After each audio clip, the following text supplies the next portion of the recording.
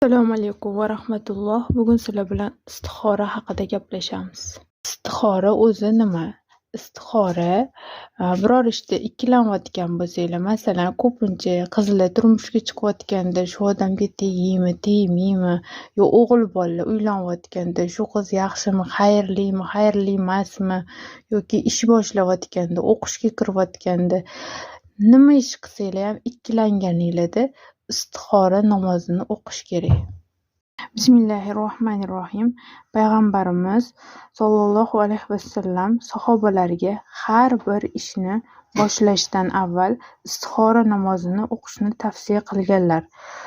Jobir ibn Abdulloh roziyallohu anhu shunday deydilar: Allohning rasuli sollallohu alayhi vasallam Qur'oni Karimdan bir sura o'rgatgani kabi har bir ishni boshlashdan avval istixora qilishni o'rgatgan edilar. Istixora namozi yotishdan oldin 2 rakat o'qiladi.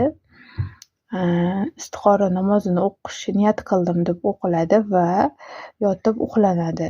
Tushida agar xayrli narsani, oq narsalarni, yaxshiliklarni, suvlarni ko'rsa, demak bu qilmoqchi bo'lgan ishinglar xayrli bo'ladi. Yoki aksincha narsalarni, qora, qizil, yomonliklarni ko'rsanglar, o'shdan qaytganinglar ma'qul hisoblanadi. Agar ko'rilmasa, qayta yana o'qish tavsiya etiladi.